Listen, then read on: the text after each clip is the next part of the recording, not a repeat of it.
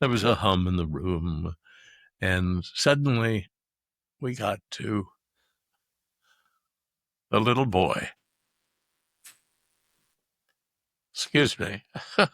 This is the highest point of my journalism career. And the camera zooms in to the finger. And it was as if the oxygen had been taken out of the room.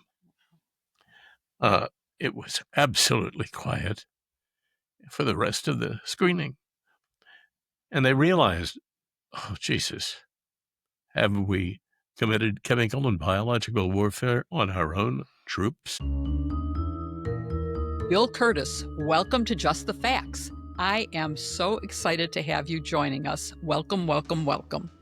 Been a few years, hey, Jill? It has been. And I have to say that as I was doing some preparation for this show, I learned a lot of things about you that I didn't know. And I was surprised, shocked even, because you've been a legend for more than 50 years in broadcast media. And so I thought everybody knew everything there was to know about you. And then I started doing this research and I went, oh my God, this is so odd. Not just television and radio, but in addition, you have a lot of other things in your background. And I want to start with some of my surprises before we get to other things. So in addition to your well admired and respected among your audience and your peers, I've always known that you were, I'm not sure if you call yourself a rancher or a farmer with your organic beef. That is something that I've had often at Prairie Grass, but I didn't know that you had an ownership in Prairie Grass, one of my favorite restaurants. A little bit of ownership when they were just getting started. Yeah, I mean, a great chef. Sarah Stegner is just amazing. Yeah. It's a place that we always go for special events. Oh, good. But you're also a conservationist, and I'm going to ask you some questions about that.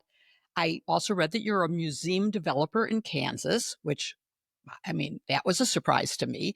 Yep. And you were a former law student. You actually took and passed the bar exam. I did indeed. Accepted a job in a Kansas law firm, and then fate intervened. And that was so interesting to me that I want to start with that. Tell me what happened. You were working part-time, and then what happened? Well, that is sort of the beginning of my television career, especially in television reporting. I was set to be a lawyer, and 26 years old, passing the bar, studying for it, actually. And I was also, my part-time job was at the TV station. There's only one in town, Topeka. Well, for 2 years, I did the weather. And then I just needed to concentrate on my studies. So I backed off on the load and, you do a variety of things, announcing. But it was a great job to have, of course. My wife was a teacher. So both of us kind of worked my way through college or the law school. And my friend asked me to fill in for him. To do the 6 o'clock news. He wanted to leave early on vacation. Okay. So I left my tax review class. I was happy to, believe me. And I know it well. Got out and prepared for the 6 o'clock. Got off the air at 6:30, and General Manager Charlie Ross said, well, you better stick because we have some rough weather that is headed our way. Manhattan, Kansas is 60 miles west. They had a big blow taking some roofs off the garages, which is a clue that it's headed our way, a front of thunderstorms. As I had come to work, I noticed that the sky was turning green. The trees were looking a little peaked. And so, but anyway, at 6:30, we start to wait. And waiting for what? Waiting for our own spotters that we had, just a handful, go out to the city limits and look toward the western skies. Mm-hmm.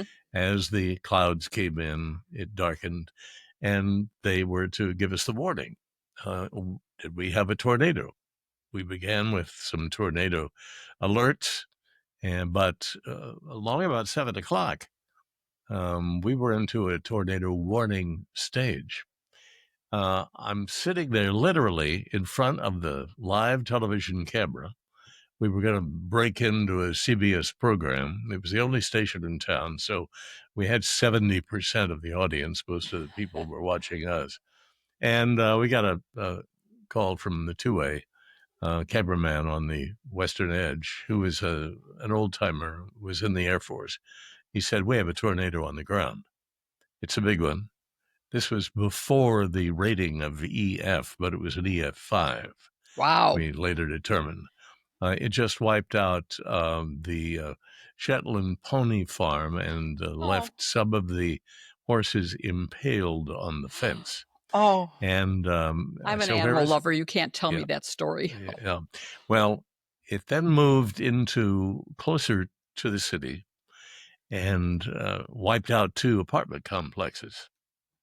So here we were trying to figure out, when do we go on the air? Has the Weather Bureau issued an alarm? No. Have the sirens gone off? No. So it's up to us.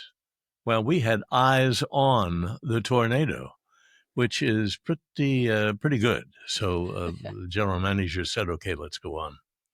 And I knew that the next few words I was going to say were so important.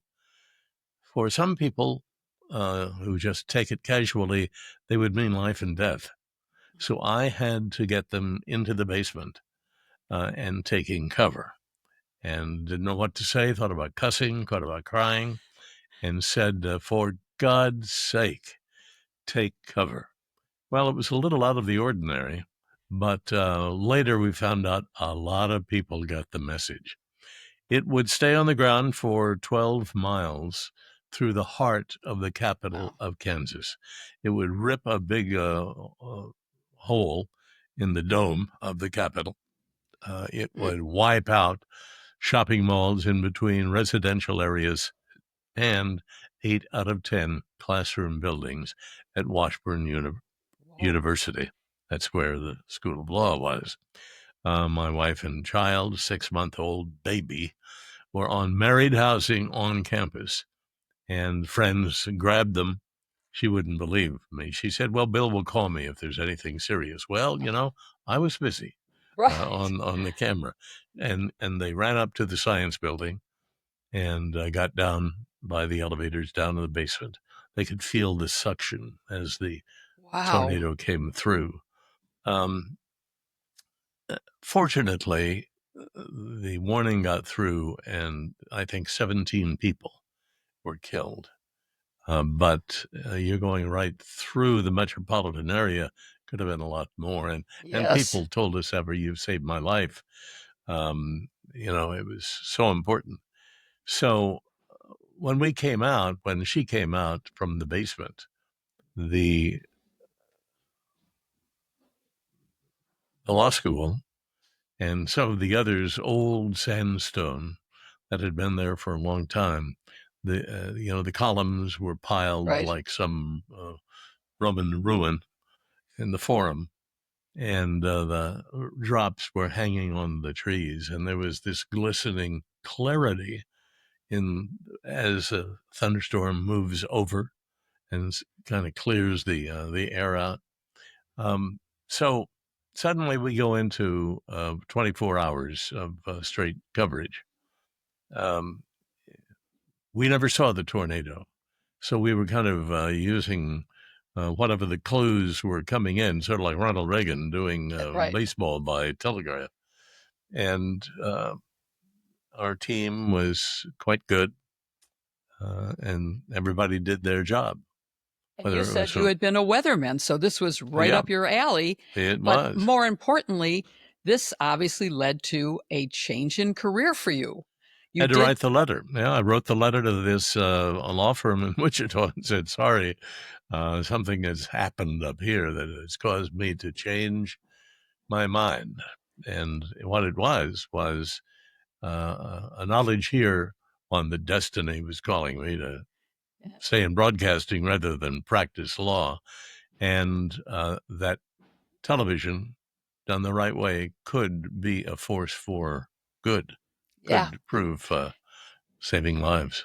Reading your story, I couldn't help but reflect on I was studying for the bar exam in New York when my then husband came home and said, I've decided that we're moving to Washington. And I'm like, wait, I'm studying for the New York bar, one of the hardest around.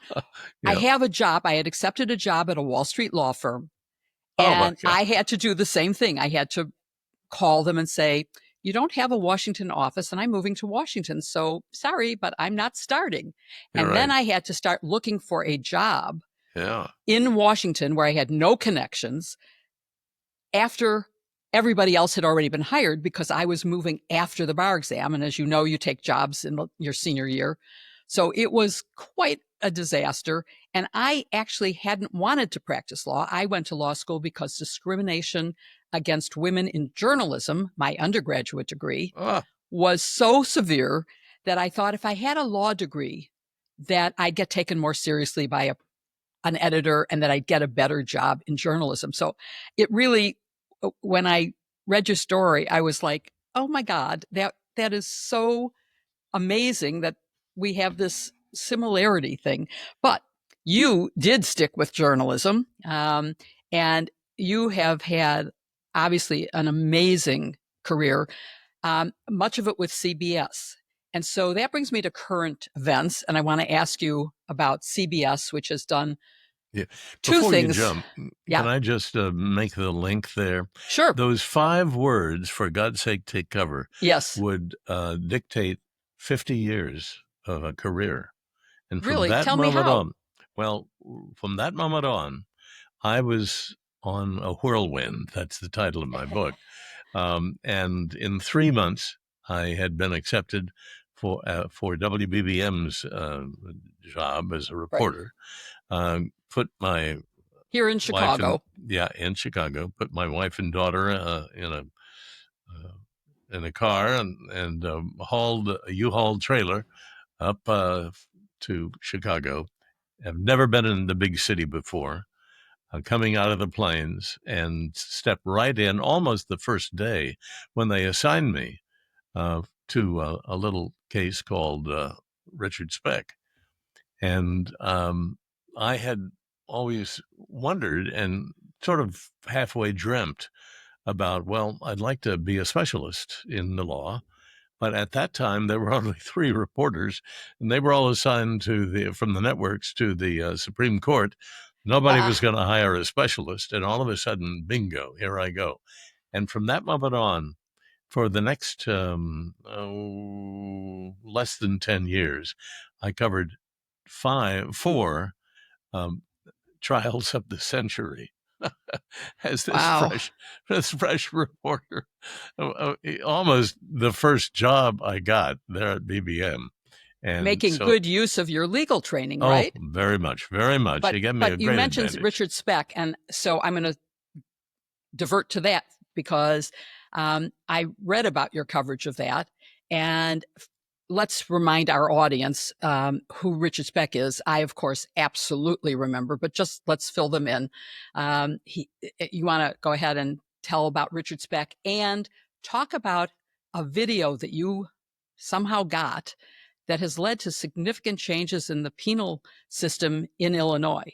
So Yes, talk about, significant because indeed. you had a real impact, not just with, for God's Yeah. sake, take cover, but with Richard Speck. Well, Speck was probably one of the first mass murderers, really mass murderers Yes. that the country had had. He was a kind of not an attractive guy. He was with the Merchant Marines, but he was big and husky and was drinking on the east side. Chicagoans say, "Well, there is no east side," but the Merchant Marines will go ashore, and Yeah. the steel workers will go up. And somebody said, there's a good mark if you're looking for a robbery. There are 8 nurses, actually 9, no, about 8, who live in an apartment all together. And so they're all together and they all come home after their hospital duties, their training, and they'll go back to the Philippines where they came from. And Speck said, I'm going to go rob that place. So he took a knife. He had a gun. He ultimately didn't use it. Went to this apartment in a row of apartments, took the screen off and climbed through the screen to get inside, and was waiting like a snake, waiting for a prey when the girls began to come home. Then he would tie some up, stab others. In the long run, he killed 8 student nurses. Yeah. Now there was a break in the case because one nurse had crawled under the bed, Corazon Amaral, and the Bill Martin was the prosecuting attorney. He said, media is not going to get a hold of this. I'm going to protect it because in about a year when the trial starts, she's our witness and can put him in jail. And old Sparky, the electric chair. So they hid her literally from the public, putting her in an apartment, giving her 24-hour, of course, police protection. And she was ready to kind of surprise everybody when the trial started. The unusual thing that you would be interested in is that not only was this a trial and crime of the century, terribly bloody, but there were 2 landmark Supreme Court cases that were handed down almost right in the middle of it. Not the middle, but at the beginning, enough to just scare the prosecutors' shoes off. One was a little thing called Miranda. Miranda. Really? Miranda, read me the Miranda rights. So the question is, in not only the worst crime, but it took him about a month to find Speck. And in that time, why the newspapers were full of Speck. He's the guy. O.W. Wilson, the police superintendent, says, yes, he's our man. So the pre-trial publicity was a violation of Miranda, unless they had warned him. Did they warn him? So in my research, not at the time, but now, they never did. But they didn't have to. They was Wow. so on the edge. What was the second landmark? The Shepard case. Oh my God. Pre-trial publicity. Can you imagine it? Oh It's my still God. around today, and now that had an effect. Shepard was horrible. It was in Cleveland. He killed his Yeah. wife, the doctor, and the newspapers were literally tried him in the paper, Yeah. without any kind of evidence. The Supreme Court called it a circus. Yeah. And they were so close to the defendant and the jury, they could reach out, the press, reach out and touch the jury. So, I mean, it was much worse than that, but I'll leave it at that. Anyway, everybody knew that now you can't convict somebody in the media. You have to wait for the trial. And if you do, that trial is going to go back. So Herb Passion, the lawyer, the judge, really took it to heart. He closed the court down. Nobody could talk to the jurors, much less, or take pictures as they went to and fro. Um, it was just, he took it to heart. So it was the first case that really had to deal with the pretrial publicity. Fair trial, free press. But That in was the terms issue. of your impact, what I was referring to was Oh, I yes. read about a video that showed Speck after he was convicted and jailed, cavorting with. Well, I'll let you tell the story, Well, and what changes in our penal laws in Illinois happened as a result of your revelations. it's certainly salacious. In 1972, the trial was in 67, I believe, 66, 67. 1972, the U.S. Constitution was judged unconstitutional when it came to capital punishment. And so everything was returned, and the big decision had to be made. Are we going to retry him or just leave him? And they decided not to retry him, but he was going to spend the rest of his life in prison. From 1967, the trial, to 1994, he lived the life of Riley in jail. It was state bill, maximum security. He was a painter on the wall.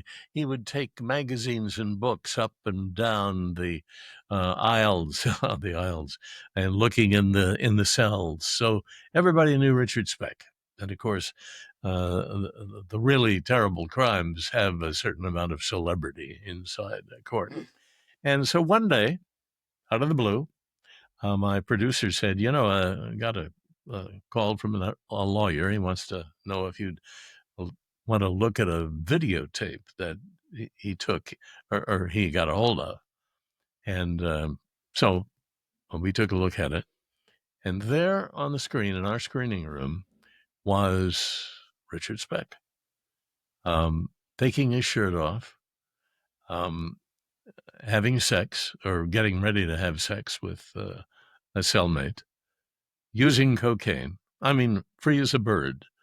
And it seemed to be, it was shot by an inmate, and nobody ever found out exactly why.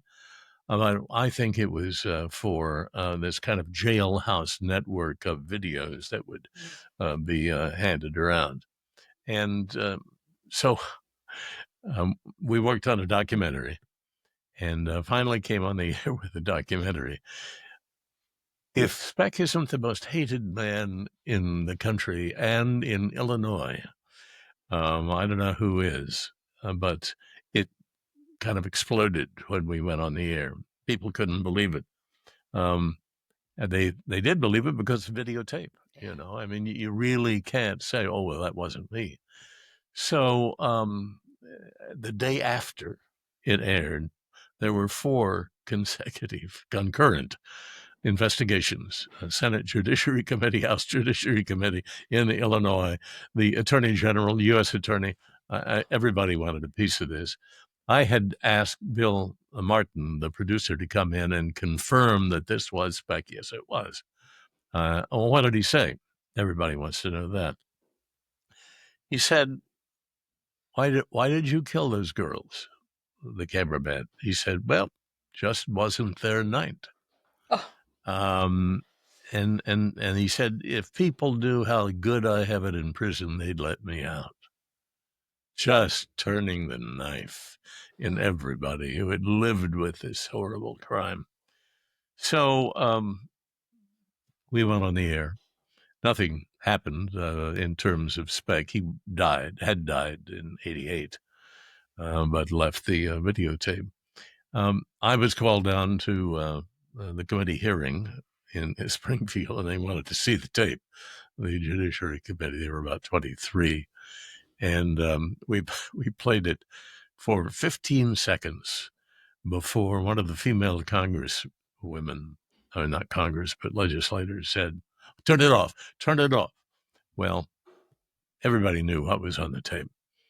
So as the legislation worked through, the state penal department corrections knew they had to do something, and they imposed what we believe that you refer to was the most stringent penal restrictions in the history of the Illinois legislature or Illinois.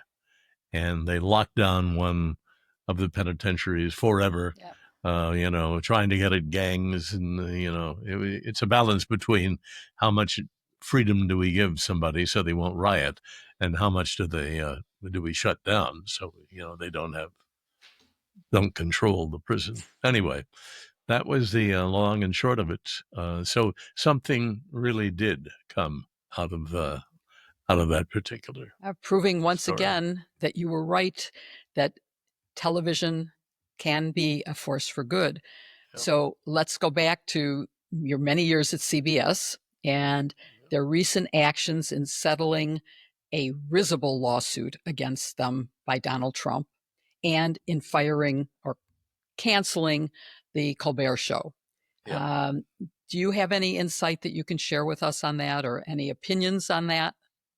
No more than everybody else looking at it from the outside. I tried to reach my old employees, colleagues, and it was so important because the owner of CBS was negotiating a sale for $16 billion to Paramount, or uh, they're owned by Paramount, but this was to an owner within Paramount. And something happened. And they must, all of this, the first clue was the producer of 60 Minutes, the news show, among all others in the country, quit. Well, it had to be serious. And then Scott Pelley, said something on the air. What it was, I mean, just guessing, was something so extreme. I mean, maybe money exchanged hands. Maybe they were asked to do something that was out of a journalist's field that was a killer. I mean, it made me sick. I'm still sick simply to talk about it. But it means that we who have devoted our lives to finding the truth, who have gone into battle, who have gone to Vietnam, um, and sacrificed for one thing, and that is to get a story right, because that's what we thought we were doing and should do. I mean, dedicated. Well, anyway, and now our bosses ask, would you not take the money? And so what happens is that as soon as money begins to drift, and the money can be $1 million, what's your decision? Well, if you walk away with your money, you really can never even look at yourself in the mirror again, because you're no longer a journalist. Anyway, we all went nuts, and we still don't know what happened, but something did, to the point where Stephen Colbert was fired. Now, the reason given was that the show isn't making money, and it probably isn't, but the timing had to be like the day after the sale was made. I think that people don't understand the dedication of a journalist and what we do. Yeah. What we do. It means more to us. It's like a doctor with a patient. Hippocratic oath. Lawyers, take the same kind of thing. And journalists have, it was one of Jefferson's, when they were looking at the Bill of Rights, requirement that it was included in the First Amendment, because even though he did not like the press, because it can be mean and negative, he said we have to have it for a democracy, because facts are what citizens need to make the decisions. And facts do matter. That's why this show is called Just the Facts. And Funny something thing I've there, always it's believed is it's so important. But okay, so let's talk about more current events, which is I want to go to Wait, Wait, Don't Tell Me. You are now part of that show, and it's one of my favorites. I never miss an episode. And it's something obviously that is news based. So everyone on the show, the panelists, Peter Sagal, the amazing host, and you have to be up on the news, which these days is pretty depressing.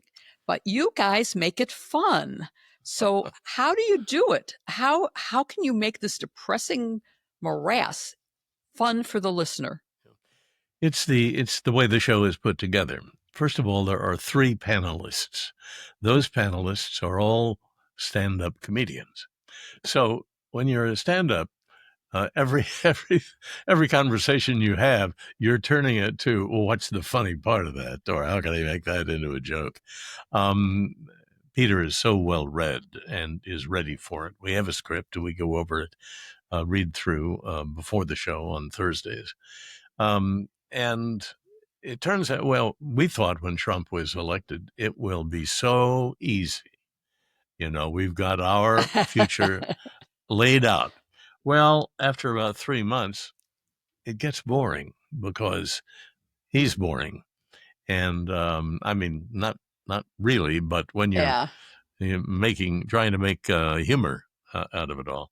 And that was the first time. Then he comes back the second time, and suddenly we're a little more apprehensive, and we don't have the freedom to go ahead with Trump at the center. And it's repetitive. You want to look throughout the news, but that's the way it's done. Just pure talent and intelligence, Well, and let me. we do You it in mentioned front a of a live script. audience. You mentioned a script, and look, I want to ask about tickets because they're very hard to get. I was lucky, and Paula Poundstone, who is a panelist, invited me as a guest one day, so I did get to see the show. That was wonderful. Unfortunately, neither you nor Peter were on the show that day. I am My so goodness. disappointed, but it was still a great show. Um, Good. but you mentioned a script, and I always wondered. I mean, is Peter Segal that witty that he has these perfect comebacks for whatever anyone says? And I know even for, um, public citizens who call in people, he always says the funniest things. Oh, And yes. that can't all be scripted because he can't know what people are going to say. Well, every word is not scripted, but Yeah. Peter is just good, Yeah. and he's done it for 25 years. It's amazing. So he knows what's coming, and the callers will call in. But they will start the team, much like a Colbert writing team, will start on Sunday, and they'll go through the internet, all the newspapers, trying to find those unusual stories Yeah. and write a script. So the script is really a skeleton of what the show. We know when to go to commercials. They know what quizzes are going to come up. And very often it is similar to the week before. But Peter is just the best at providing the glue that holds it all together and comes up his best. One of his best was he's Jewish, went to Harvard, wanted to be a playwright, decided, well, I'll take this job with NPR, and has stayed with it for 25 years. Wow. But all these unexpected careers. Yeah. Anyway, the Bible came up. And he said, well, Jews, the Bible, they only read half of it anyway. Okay. And then they developed a series of lines for me to open the show with a play on my voice. And some of my favorites are I'm Bill. Hello, I'm Bill Kurtis, the only bill that Congress can't veto in Washington. And the other is I'm Bill Kurtis, with the voice that your Aunt Sally, um, that Aunt Sally used or caused her sexual awareness. Oh my gosh. There Oh my are a gosh. lot of them. Well, your voice is quite amazing. And you have used it in some interesting things. I mean, Anchorman Yep. is one of those things with a really incredible cast. Will Ferrell, Steve Carroll, Paul Rudd, Christina Applegate, and you. So how did that come about? Well, the McKay, the director, was at Second City. As every comedian seems to go through Second City here in Chicago. It's kind of a Colbert, training ground. Too. Oh, yeah. And it was when Walter Jacobson, my co-anchor, and I were riding high. It was in the 70s. And so he kind of got it in his mind, hey, maybe that could be a skit. So when he and Will decided to do something on Anchorman, why, they had me in They didn't think that Oh, I wasn't the model, but I was kind of their favorite, and had enjoyed the celebrity within a local community. And and so bingo, he sent me the script. The script was so funny. I was reading it on the plane, laughing out loud, and all the passengers looking at me. And they were listening at Universal Studios in the sound booth, and they had Judd Apatow in there, and Will, and McKay, and I think Paul. Hey, come on in. We want to see. Well, I laughed at every line in my audition. And that was great for them because they had written the script. But once you write or say a joke, it's not funny anymore to you. really? Hmm. And so they didn't know whether these were really funny or not, whether they would play. And suddenly I was laughing. Here's somebody laughing at their material. They gave me the job. What So, a great but job that was. oh my God. Well, one of the reasons I wrote my memoirs with all my serious stuff was that I didn't want my tombstone to read, "Stay classy, San Diego, the Anchorman." But it As is opposed to, for God's sakes, take cover, right, right, which would have been good too. and But that may be on there. now you mentioned Vietnam and Philippines, and that leads me to I'm throwing away my scripted questions and just listening to you. Um, you did some reporting on Vietnam on the children of servicemen who had fathered children while in Vietnam and then abandoned them. And the result is that they are now here in America. Solely, I'm not going to say solely, but in large part because of your actions. And that must be something you're very proud of. That's another impact you've had. Yes, and one that's even bigger than that was the reason I went to Vietnam, the Agent Orange story, Yes. Yeah. and with doing some investigative reporting, still at a local station, WBBM in Chicago. And we had to do two things, and this is where the law really helped me. One was we had to prove that the chemicals used in the defoliant that was used in Vietnam to reduce the foliage so we could see the enemy um, was dangerous, harmful, deadly to American servicemen. Now, it had been for 40 years, farmers had used it um, harmlessly. And Dow Chemical and 5 chemical companies thought, well, it must be harmless. So we're going to not give anybody any warning or anything like that. And they started using it in Vietnam. They and started their position was harmless. It can't. We can't be held liable. But the anecdotal evidence that we were coming up with, talking to Vietnam veterans coming back, was, well, we saw the leaves fall off the trees in 2 hours. It should take 2 weeks. And there was a little boy, I was doing my series of interviews, about 5 years old, who was standing next to his father in a living room down in Madison, Illinois. I was doing it in between 6 and 10 o'clock news. And he put his hand on his dad's knee, and I could see that the tip of the little finger was dangling by skin, a congenital defect. That was the second thing we had to prove, that it could also, men who were exposed to it could come home and cause birth defects in their children. Wow. Now, the problem was there was science saying men cannot pass birth defects. Women, in that third month of pregnancy, were the ones who had to be very careful. But that was very dramatic. The camera zoomed in. We cut it into the documentary, and after it was on the air, why the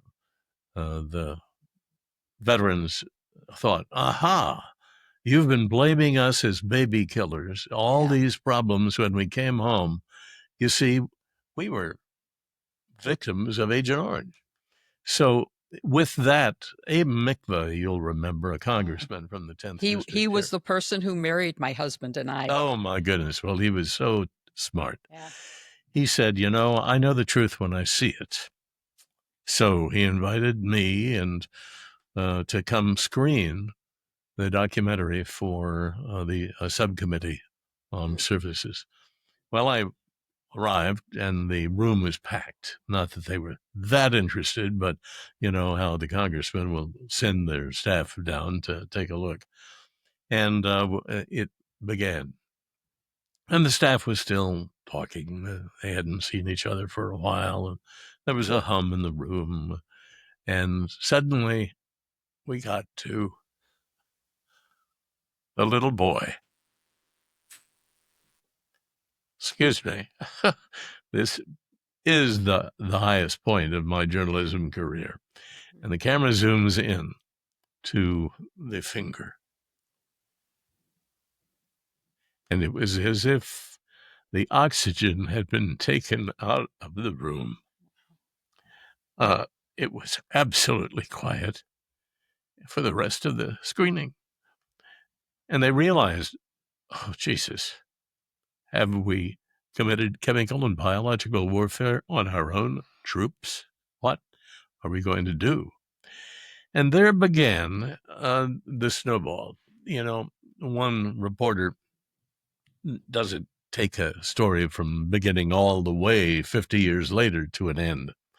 And when the VA stood up and said, we're going to make sure that every veteran gets the treatment, well, that was not true. The VA was very difficult to convince that, Agent Orange was deadly to these men. And then Congressman took over and they had a survey of 100,000 veterans until, and when there was a lawsuit resulting in $180 million going to the veteran. Everybody kind of jumped in to the story. So 50 years later, if you went to Google Agent Orange and the federal restrictions, you will find that about 200,000 the men and women have been compensated for their Vietnam damage. There are now about 17 certainly cancers that are presumptively allow you to get compensation.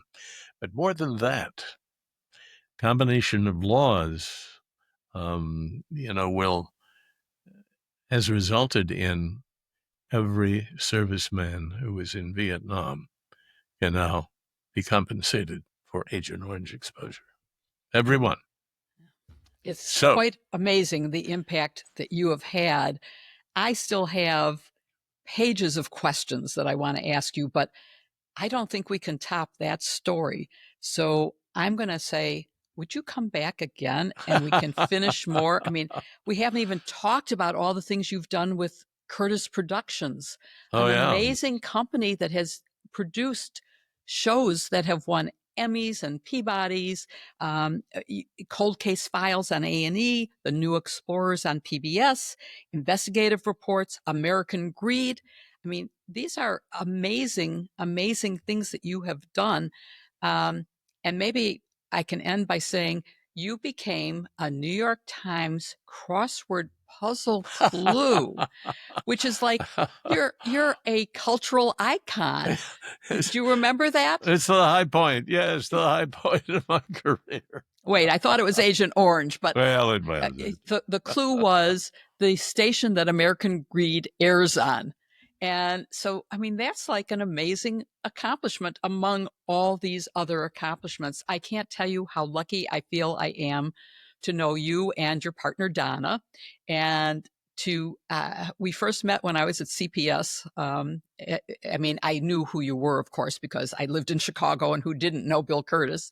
But it's been such a pleasure talking with you, and I hope you will come back and talk I'll be happy again. to come back. I'll come back for the book. The book comes out the 19th of September. Is that right? Okay, I'm booking Yeah. you for that for sure. Good, Tell us the good. name. Called It's coming. Whirlwind. That's like Whirlwind. I can't wait Whirlwind. to see it.